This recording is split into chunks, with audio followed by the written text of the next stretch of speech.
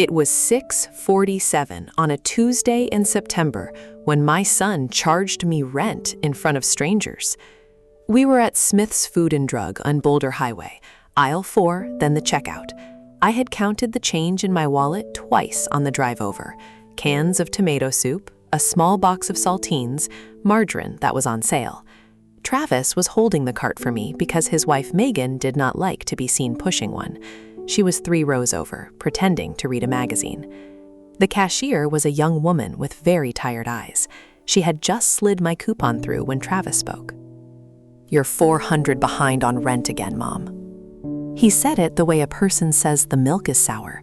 Not a question, not a confession, a fact. 400. I felt the heat come up my neck, the way it does when your body knows something your mouth has not been allowed to say in a long time. I had owned my house for 31 years. My George and I paid off the mortgage in 2014. We had a small ceremony for it on the back patio with 1 bottle of cheap champagne. There was no rent. There had never been any rent. But Travis stood there in his pressed polo shirt and his cologne that smelled like a department store, and he said it like a fact. "Mom, are you listening? You're behind, again." I opened my mouth. Nothing came out. The young cashier looked at me the way young women sometimes look at older women in stores when something is wrong but they do not know what to do. Behind me, a man cleared his throat, a polite, careful sound. "That'll be $18.42, the cashier said quickly. I paid. My hands were shaking. Travis was already walking toward the doors, the cart abandoned, calling out to Megan. The man behind me was old, in a brown leather jacket. He had 1 carton of milk and a small bag of pears in his basket. He stepped up to the counter, and as the cashier began ringing him through, he turned his head a 1/4 inch and looked at me. His voice came down soft, the way a man speaks when he does not want anyone else to hear it. "Ma'am?" I turned. "That's not rent." My eyes burned. "Take this card. Call before you sign anything." Anything. He pressed something small into my palm. What he said next was the kindest sentence I had heard in 11 months. "You're not crazy." The card had a name and a phone number on it. Calvin Mercer. Below the number, in smaller print, 8th Judicial District, retired. I read it 3 times in the parking lot before I put it in my wallet. Travis was already at the truck. He did not help me with the bags. Megan was on her phone. As I climbed into the back seat, Travis started the engine and said over his shoulder, "Mom, we need to talk about the rent thing tonight." "Okay," I said. I had been saying okay for 11 months. The drive from Smith's to my house on Calico Ridge takes 12 minutes if you catch the lights on Boulder Highway. I sat in the back seat with my groceries on my lap and watched the strip malls go by. A nail salon, a taqueria, a Wells Fargo, where George and I had banked since 1989. In the side pocket of my purse, against my hip, I could feel the corner of Calvin Mercer's card. Travis was talking to Megan about a man at his work who had a boat. Megan was nodding without lifting her eyes from her phone. Neither of them looked at me. I have a routine when I am about to do something I am afraid of. The routine is black tea with a 1/4 teaspoon of sugar, the kitchen chair that faces the backyard, and slow drinking until the fear becomes smaller than the cup. After that, I can do almost anything. That night, I made the tea before they finished arguing about whether to order food in or eat the meatloaf I had brought home. The card was on the kitchen table next to the cup. I read it again. Calvin Mercer, 8th Judicial District, retired. I picked up the kitchen phone, the old corded one George refused to let me throw away, and I dialed the number. It rang twice. A voice answered. "Mercer?" "My name is Ruth Sokolowski," I said. "You gave me a card today at Smith's.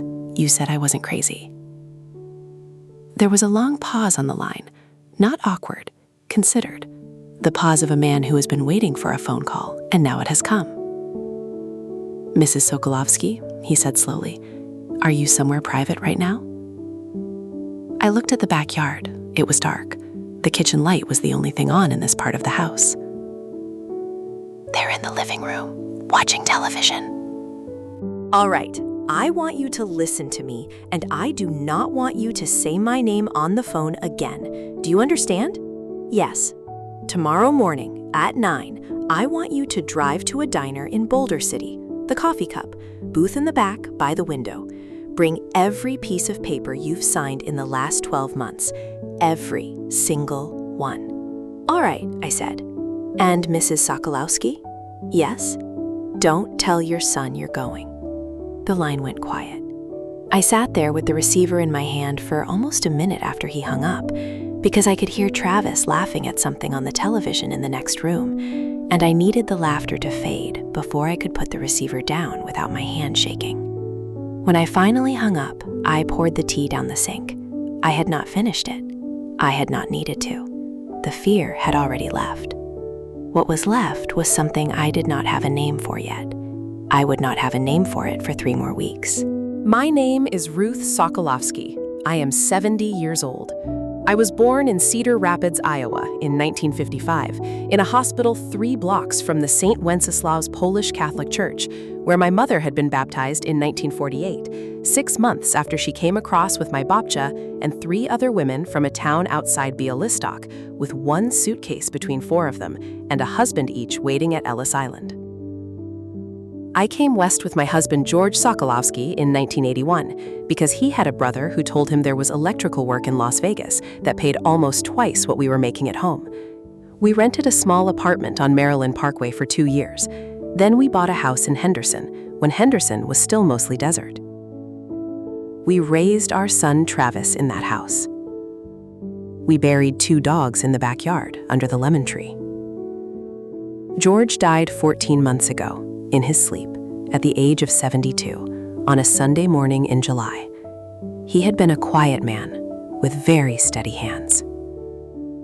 I want to tell you what I mean by that. George had hands that had pulled wire through 3,000 houses across 40 years of work, and that had folded the same way around mine in the kitchen, on the same side of the bed, every morning of 46 years of marriage. Steady. That was the word. When you have been married for 46 years and your husband dies, the strange thing is not the grief. The strange thing is the silence around the grief. Everyone tells you to take your time. Everyone tells you to call them if you need anything. And then they go back to their lives, and you sit in a kitchen that suddenly has too many chairs. The first month, I drank too much wine. The second month, I started sleeping in George's old recliner because the bed was too big. By October, my son Travis called and said he and Megan were having a hard stretch financially, and could they move in for a little while, just to get back on their feet. I said yes before he finished asking. I want to be honest about that. I did not say yes because I was tricked. I said yes because the house was too quiet, and I was lonely, and my son was my son. Travis is 38. He works in commercial flooring sales. He drives a black truck that is too new for what he earns. Megan is 36. She works part-time at a real estate office and posts pictures on the internet of the house I own, calling it her desert oasis. I have seen the posts. I do not say anything. For the first 2 months, things were not bad. Megan reorganized the kitchen. The mixing bowls went out because they had a chip on them. New ones came in a color called sage. The toaster moved to a cabinet I cannot reach without a step stool. I did not say anything about that either. In December, 4 months after they moved in, Megan sat me down at my own kitchen table with a binder. The binder was tabbed and color-coded. "Ruth," she said, "we want to do this properly. We're not freeloaders. We've worked out a fair share for the household." She turned the binder around. There was a number circled at the bottom of the first page. $400 per week. "For what?" I said. She smiled the way people smile when they have rehearsed. "Rent." I had thought until that moment that I lived in my own house. The number was $400 per week, $1,600 per month. Megan had broken it down across utility bills, food costs, what she called wear and tear, and what she called household management. I did not understand any of the math. The binder was so well prepared that I felt I would be rude to question it. I felt that if I questioned it, I would be the kind of mother who is small and ungenerous and makes things difficult. So I said, "All right." I started writing checks every Sunday night. I sat at the kitchen table where George and I had eaten together for 31 years, and I wrote a check to Travis Sokolowski for $400, and I dated it, and I signed it, and I put it on top of the microwave for him to find in the morning. The first month, I told myself it was an arrangement. The second month, I told myself it was generosity. By the third month, when I was running out of money before the end of the month and had to skip refilling my blood pressure prescription for 9 days, I had stopped telling myself anything. I just paid. I should mention, because it matters, that George had been very careful about money. He did not trust banks the way most people trust banks. He kept records in the green metal box in the closet. The mortgage had been paid off. The house was mine, free and clear. There was a small life insurance policy that paid out about $80,000 when he died, and a savings account, and George's pension from the Electrical Workers Union. I was not rich. I was, by the way most people use the word, comfortable. Or I had been comfortable. By the time September came around, my checking account had less in it than it had ever had, and I was buying tomato soup at Smith's because it was $1 cheaper than the brand George liked. My son was telling me I was $400 behind. My daughter-in-law was calling my house her desert oasis. And I could not, when I sat in the kitchen alone at night, remember the moment I had agreed to any of this. That was the night I met Calvin Mercer. A man I did not know slipped a card into my palm and told me I was not crazy. And for the first time in 11 months, I started to understand that something was very wrong. The Coffee Cup is a diner in Boulder City, half an hour from my house. It is the kind of place where the coffee is bad in a comforting way, and the waitresses know everybody. I had been there with George twice. I parked across the street at 5 minutes before 9 and sat in my car for 1 minute, holding the wheel. In the passenger seat next to me was a manila envelope I had pulled out of the green metal box in the closet. I had spent 2 hours that morning, while Travis and Megan were still asleep, reading every piece of paper in that box. Then I made a quieter pile of recent things and slid them into the envelope. I went inside. A man was sitting at a booth at the back by the window. Brown leather jacket, white hair, very neatly cut. He looked up when I walked in, and he stood, the way men of my husband's generation stand when a woman approaches. He was a tall man. He had not seemed tall in the grocery store. "Mrs. Sokolowski?" "Ruth," I said, "please." "Calvin," he gestured at the booth. "Sit down. I ordered you coffee. They make it strong here. There's cream in the silver pitcher." I sat.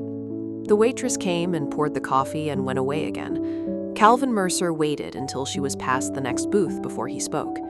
"Ruth, I'm going to tell you something about myself before I ask you anything. I think you're owed that." I nodded. I served 28 years on the bench, 8th Judicial District. I retired in 2018. I'm 76 years old. My wife Joanne passed in 2020. He paused. He looked at the table. And I have a daughter named Lillian, who I have not spoken to in 4 years. I waited. "I'm telling you that," he said, "because I want you to understand that I'm not a man who walks up to strangers in grocery stores.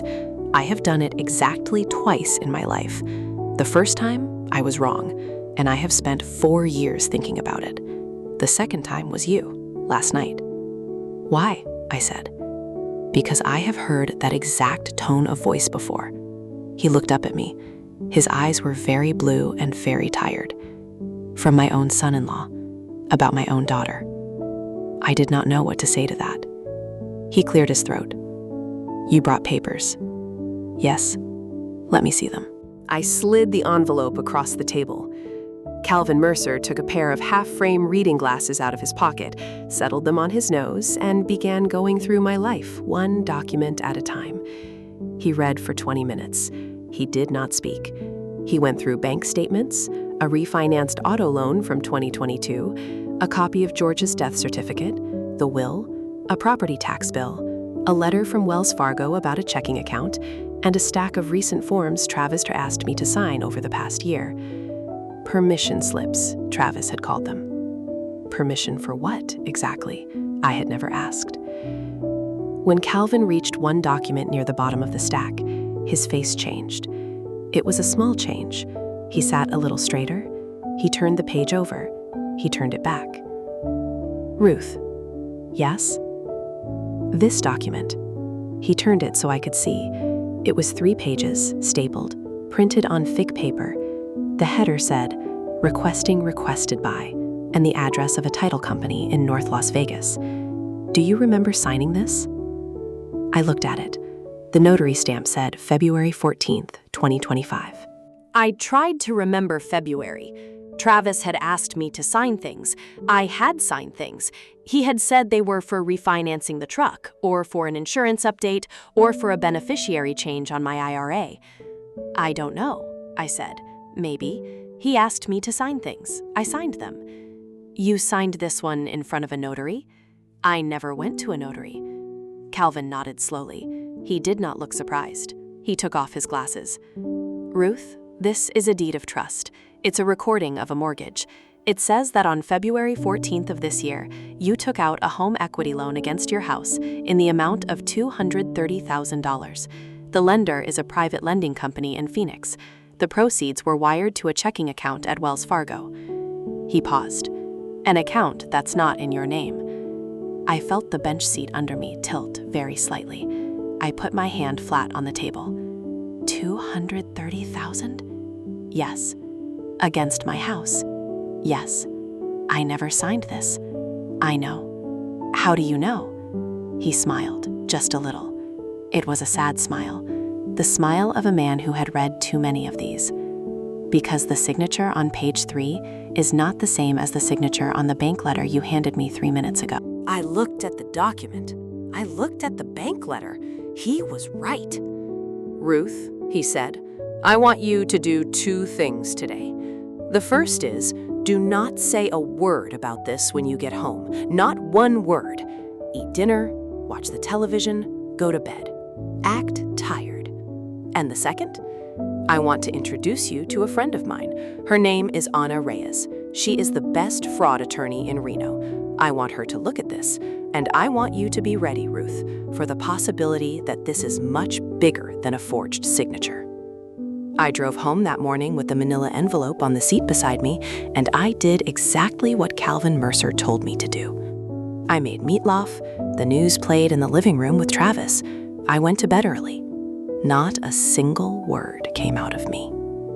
Lying in the dark in my own bedroom, in the bed I had shared with my husband for 46 years, I tried to count how many things I had signed for Travis in the past 12 months. Maybe 7. Maybe 9. The signing had happened at the kitchen table, mostly, while Travis stood next to me with a pen and a tone of voice that was tired and patient at the same time, the tone of a man dealing with a slow, elderly woman who needs help. I had been that woman. In the dark, the truth was simple. I had signed without reading, and my son had been counting on it. That night, I cried for the first time since George's funeral. Then I stopped because crying was not going to help, and Calvin Mercer was waiting for me to act. The next afternoon, while Travis was at work and Megan was meeting a girlfriend for lunch, I drove to a small office building in downtown Henderson and met Ana Reyes. She had flown in from Reno that morning. She was 45 years old, Mexican-American, wearing a charcoal suit and the kind of glasses that mean a person reads too much. She had a folder open on her desk before I sat down. Mrs. Sokolowski, Calvin tells me your son took out a mortgage on your house with a forged signature. Yes. And he's been collecting $400 a week from you in rent for almost a year. Yes. She looked up at me. There was no pity in her face, which I appreciated. All right, here is what we are going to do. I'm filing a subpoena to the title company that recorded the deed of trust. I'll pull the notary's name and check it against the state database.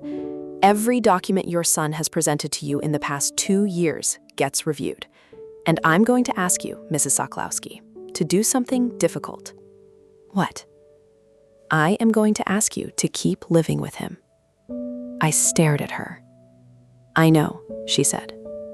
I know how that sounds, but if your son understands that you know, he will move money. He will sell the truck. He will open new accounts. We need to catch him cleanly. That means you need to go home tonight and continue to be the same Ruth he has been counting on for 11 months. For how long? 3 weeks, maybe 4. I thought about my kitchen, with Megan's sage-colored mixing bowls, about the chair at the head of the table that had stayed empty for 14 months, about how long the night was when you were waiting for something. All right, I said. There's one more thing, Ruth. Yes, the $230,000. It isn't the only thing he's done. Anna Reyes spread 3 more documents across her desk. The IRA beneficiary change, she said, signed in March of this year. Travis Sokolowski is now the sole primary beneficiary of an account worth approximately $147,000. Your husband had named you as primary, with Travis as contingent. Your signature here, again, does not match. All right, I said. My mouth was dry. The deed transfer, she slid the second one over, filed in May. This one is more sophisticated. It does not transfer the house. It transfers the title to a holding company called Calico Ridge LLC. The sole member of Calico Ridge LLC is Travis Sokolowski. The effect is that, on paper, your house is not yours anymore. It is held by a company your son owns. How is that legal? It is not, Mrs. Sokolowski. It is forgery.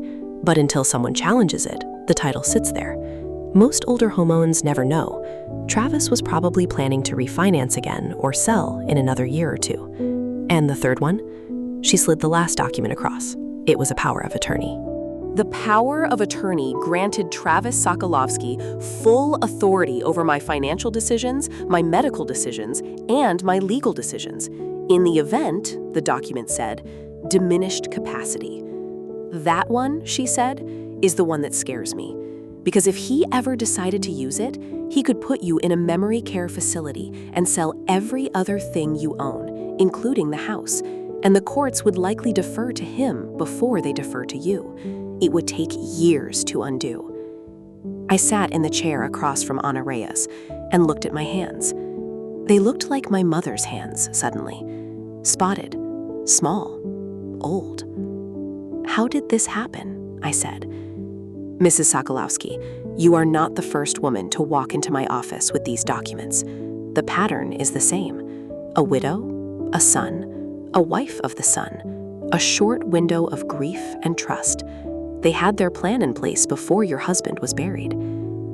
I did not say anything for a long time. Ruth, Anna said gently, what is the plan? She smiled.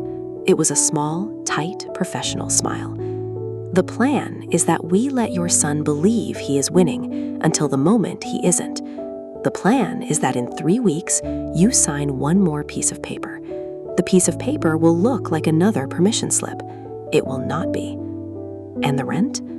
The rent stops the moment your son is in handcuffs. For 3 weeks, I lived in my own house as if I did not know. I made coffee in the morning. When Travis came home, I asked him how his day was. The spice cabinet got reorganized for the 3rd time, and I let it happen. On Sunday nights, I wrote the rent check at the kitchen table and put it on top of the microwave for Monday. The check was real. Anna said it had to be real. The bank statements would be evidence later. There is a particular kind of silence inside a person who is keeping a secret to save her own life. It is not a peaceful silence, but it is not a frightened silence either. It is the silence of a woman who has finally remembered that she is the one telling the story. I poured the cream into my coffee first now, instead of after. It was a small thing. Megan had told me once that cream goes second.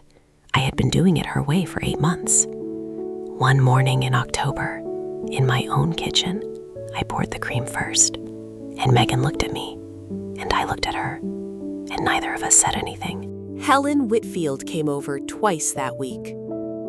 Helen has lived next door to me since 1994. She is 72. Her husband Marvin died 9 years before George.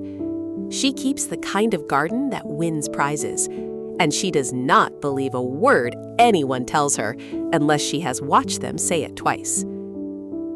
She came to my back porch the first Tuesday of October with 2 cups of coffee from her own kitchen and sat down across from me without asking.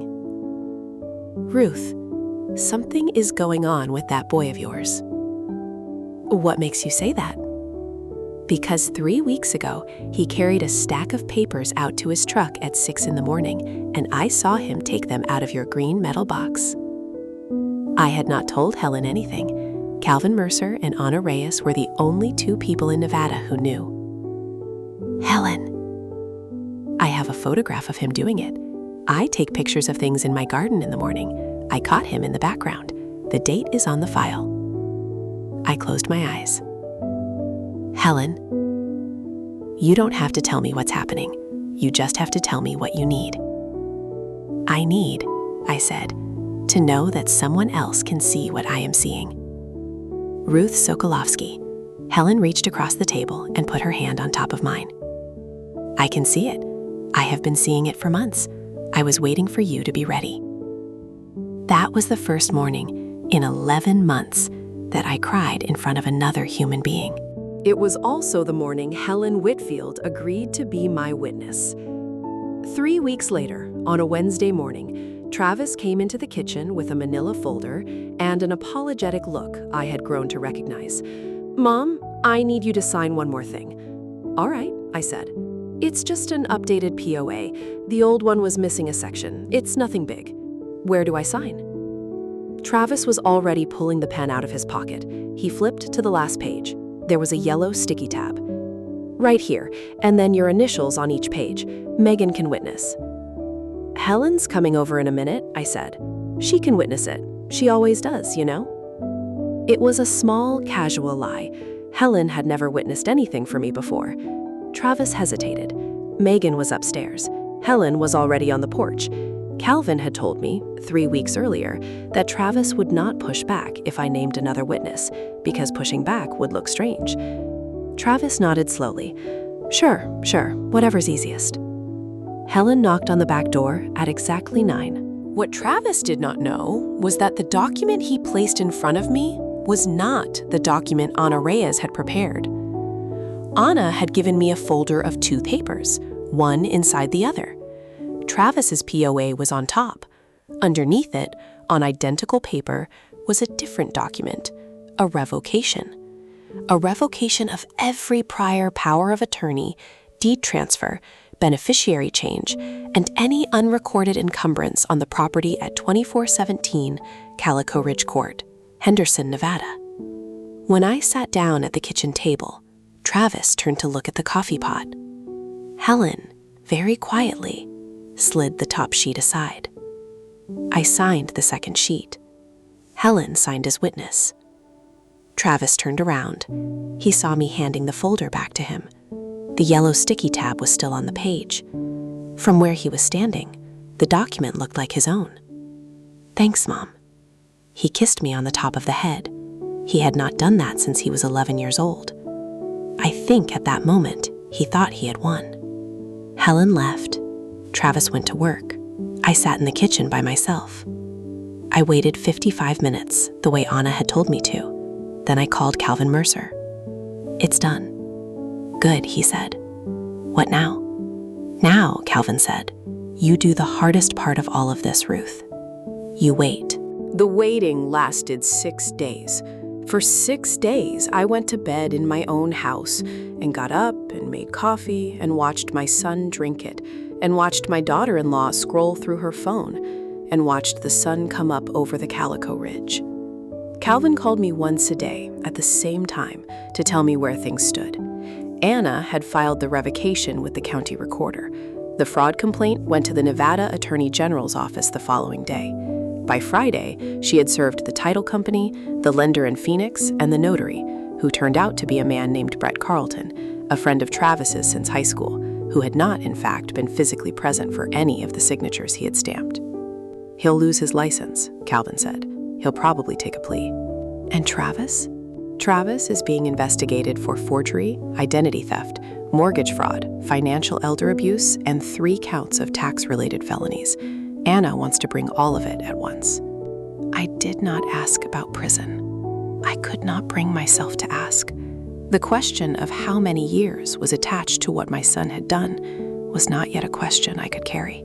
On the 7th morning, 2 unmarked cars pulled into my driveway at 7:14 a.m. 3 plain-clothed detectives, a woman from the Nevada Attorney General's office, a locksmith from Henderson Locksmith Service that Calvin had arranged the night before, sitting in his truck across the street, waiting for the signal.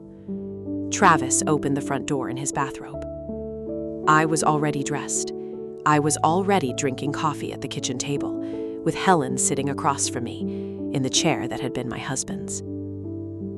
The detective who came to the kitchen was a middle-aged woman with a careful voice. She asked me if I was Ruth Sokolowski. I said yes. She asked me if I authorized the search of the home and the seizure of certain documents related to a fraud investigation involving my son. I said yes. Megan came down the stairs in her pajamas. She saw Helen at the table. The detective stood by the back door. In the front hall, a second detective was speaking to Travis in a tone that was very quiet. She turned to me, and her face did something I had never seen it do before. "Ruth," she said. "Ruth, what is this?" I looked at her. I did not raise my voice. "You don't live here anymore, Megan." She opened her mouth. She closed it. The locksmith began work on the front door at 9:12. By 11:30, my son was in handcuffs in the back of an unmarked car. Megan was on the phone with someone, crying, sitting on a piece of furniture from my own living room that the movers Calvin had arranged were carrying past her. By 2 in the afternoon, every personal item that belonged to Travis or to Megan was in a storage container parked at the end of my driveway. I had not raised my voice once. That afternoon, once the storage container had pulled away and the locksmith had handed me 5 new keys, Helen heated up a bowl of soup for me and made me eat it. Calvin Mercer drove out from Boulder City and sat with me on the back porch for an hour without saying very much at all. After he left, I went back into my kitchen and I stood in the middle of the room. The sage-colored mixing bowls were still there. The toaster sat in the high cabinet I could not reach. There was a binder on the counter with Megan's color-coded tabs, sitting next to a half-empty coffee mug she had left in her hurry to leave. I climbed up on the step stool and got the toaster down. It went back where George and I had kept it for 31 years. The sage bowls landed in a cardboard box. The binder went in the recycling. Then I sat down at the kitchen table, in my husband's chair, and I made myself a cup of black tea with a 1/4 teaspoon of sugar. Outside, the sun was going down behind the Calico Ridge. The desert was turning the color it turns in October, somewhere between gold and rust. I had not spoken to Travis. I would not speak to him for a long time. Anna had told me not to, and I did not want to.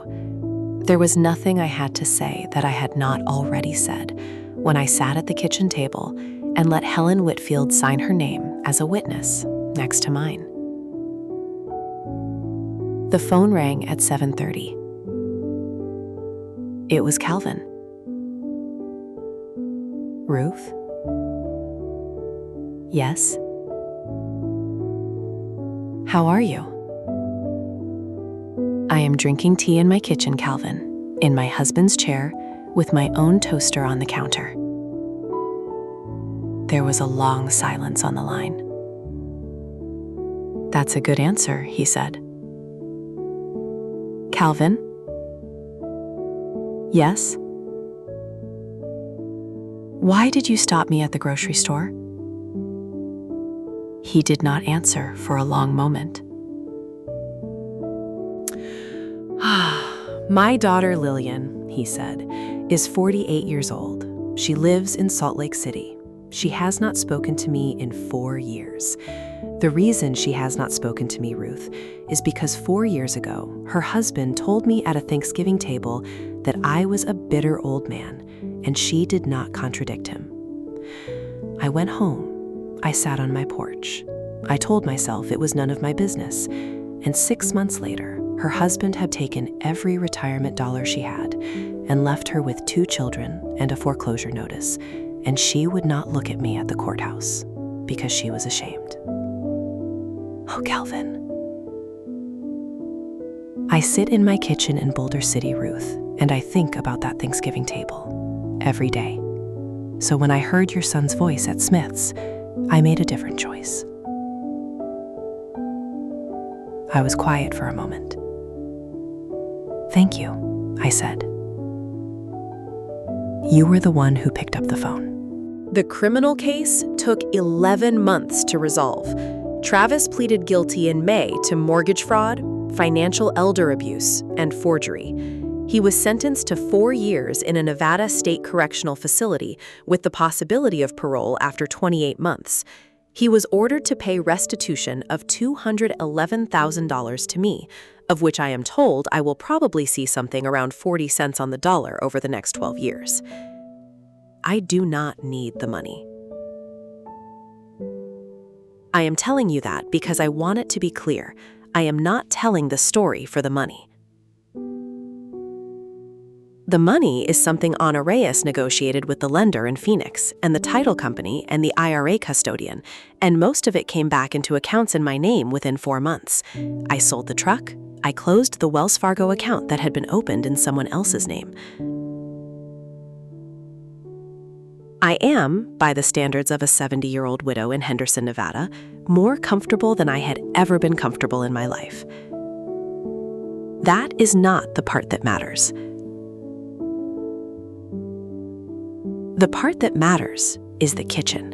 Helen Whitfield comes over on Sunday mornings.